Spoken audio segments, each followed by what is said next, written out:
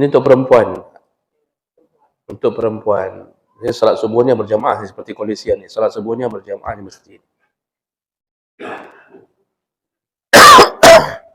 Tapi penutup salatnya di rumah. Ini udah mengaji kan begitu maksudnya ibu ya. Udah mengaji, udah sampai waktu untuk salat syuruk, sudah keluar matahari, udah tinggi matahari, udah keluar 15 menit dari waktunya. Lalu si perempuan ni turun dari masjid, lalu salatnya di rumah. Apakah mendapatkan pahala haji dan umrah? Tidak. Tidak dapat.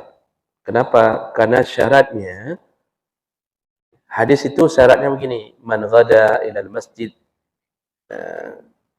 salatal jamaah, para siapa menuju ke salat subuh, lalu melakukannya berjamaah, setelah selesai salat jamaah, yaq'udu, duduk di tempat, yazkurullaha, lalu berzikir kepada Allah, sampai hatta tatlu' asy-syams, sampai terbitnya matahari, summa yusalli raka'atain, lalu summa yakhtimu bis salati raka'atain, lalu dia menutup dengan salat 2 rakaat.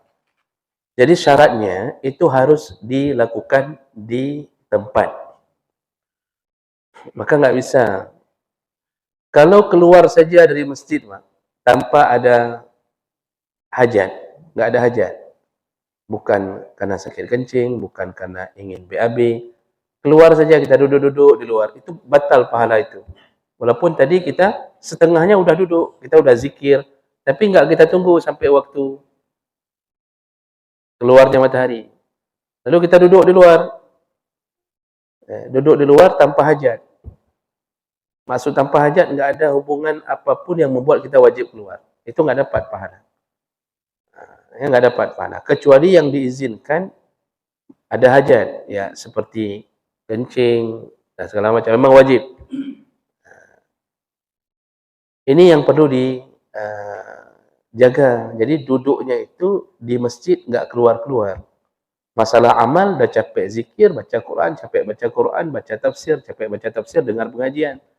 Atau dari awal kita sudah dengar pengajian, begini. Itu dianggap seperti berzikir. Lalu tutup dengan salat 2 rakaat, baru dapat. Jadi dipersulit. Kenapa dipersulit? Karena hadiahnya terlalu besar. Kita kalau mau buat lomba yang hadiahnya besar kan banyak yang dipersulit. Tapi kalau hadiah makan kerupuk, siapa aja boleh ikut. Ya, buat lomba hadiah makan kerupuk. Ya, makan kerupuk. Hadiahnya kerupuk. Itu siapa aja ikut, enggak dipersulit. Karena enggak membutuhkan. Ini hadiahnya seperti haji dan umrah. Maka harus di tempat di masjid. Nah, bagaimana kalau perempuan melakukannya di rumah, enggak ke masjid? Ini khilaf.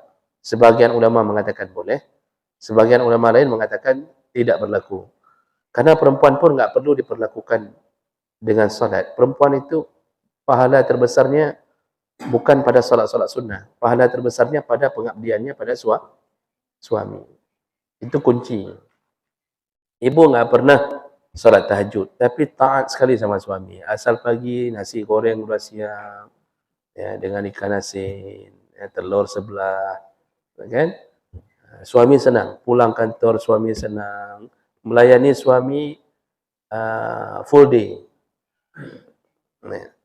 Sehingga suami rida, istri bisa masuk surga dengan cara itu. Maka hadis-hadis waktu bicara tentang pengabdian suami itu langsung hadisnya ke surga, surga.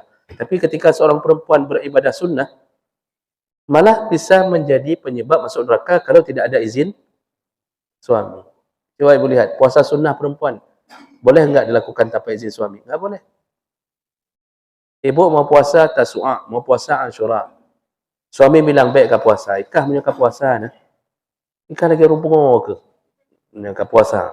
Nah, misal kata suami, sudah punya, kan suami udah nikah udah 20 tahun, suami udah kenal betul. Istri ini kalau sudah puasa, dia udah kayak orang gila. Ya, mau merasa capek, mengeluh, enggak puasa, masa puasa. Ya. Kami enggak makan siang kalau kamu puasa, kata suami. Ya udah, kalau suami bilang begitu, enggak usah puasa. Taat pada suami lebih utama. Daripada puasa, enggak sah dan berdosa. Tapi lihat dulu siapa suaminya. Kalau suaminya Fir'aun, enggak usah dengar. Ya, suami katanya Fir'aun, sembahyang hantum, sapu hantum, tapi dia larang-larang melakukan kebaikan, itu enggak usah dengar. Tapi kalau suami yang dimaksudlah suaminya ideal. dia cari nafkah, dia baik, itu harus taat. Makanya perempuan itu enggak dikejar kali untuk yang amalan-amalan yang sunnah, tapi yang disuruh kejar oleh Nabi, berbaktilah pada suami. Namanya juga manusia, mana ada yang sempurna suami. Sekali-sekali kan hang juga. Tapi kalau dia baik, tetap cari nafkah, tetaplah wajib bakti.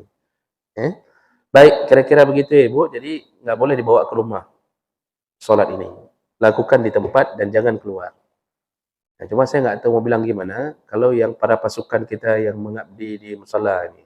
Ya, kan keluar nih, siapkan nasi di bawah, siapkan tikar. Ya. Karena keluar itu sebenarnya bukan kebutuhan yang utama. Sebenarnya kalau mau kita lirik ke hukum, kan bukan kebutuhan utama. Artinya nanti bisa sama-sama kita keluar. Ini habis pengajian, bisa sama-sama keluar, kita paling jamaah, ya sama-sama bantu, sama-sama sediakan air. Ini baru aman bagi mujahid-mujahid penyedia makanan ini.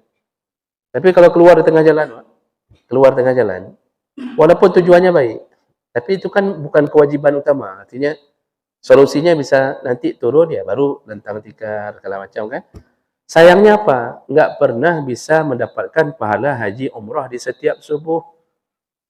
Terutama subuh Sabtu. Sedangkan kita yang enggak keluar-keluar dapat pahala karena sudah mengikuti syarat enggak keluar-keluar di tadi. Sudah dapat pahala haji umrah, dapat bu sitik lah miu. Dua ga dapat. Yang menyediakan ya baik sekali itu, Masya Allah, mujahid itu pelayanan luar biasa itu. Ya. Dapat pahala, menyediakan itu dapat pahala, mengabdi pada orang banyak dapat pahala. Sayangnya enggak dapat pahala haji umrah. Karena sudah keluar tanpa sebab. Artinya sebabnya yang dimaklumi adalah sebab yang enggak mungkin ditolak. Jadi kalau mungkin para pasukan-pasukan mujahid ini, kalau memang bisa dimaklumi ya, nggak usah keluar lah.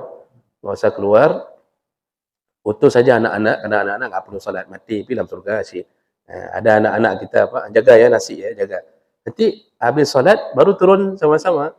Ya kita pun janganlah seperti orang yang perlu dilayani. Ya, artinya, ya, anak mecih, dapat bengeh-bengeh ro. Oh, so, anak usah undung tikar go. Nah, kita turun, udah turun, buat reman lagi, Pak. Nah, tikar coba, nggak ada tikar apa? Itu nggak betul. Ini kita sudah seperti raja. Jadi nggak perlu kita sampai menyombongkan diri dengan merasa harus dilayani. Saya saja nggak perlu dilayani. Cuma karena saya dilarang untuk melayani, terpaksa dilayani. Dilarang-larang, mau saya ambil nasi sendiri, jangan, usah duduk aja. Padahal saya mau ngambil nasi, mau cari yang terbaik, duduk aja. Akhirnya dapat yang tidak terbaik. Padahal lu cokro yang ada urusan maklum kan.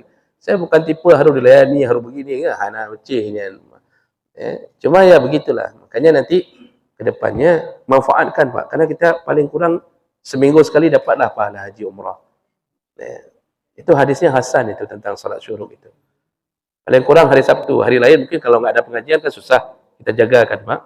Hari lain misalnya, Pak tak ada lah masjidnya, tak berzikir. Enggak, jarang kita lakukan. Tapi kan hari Sabtu begini, kita duduk ke pengajian bersama, kita habiskan waktu pas waktu salat. Dapat, paling kurang seminggu sekali kita dapat haji umrah.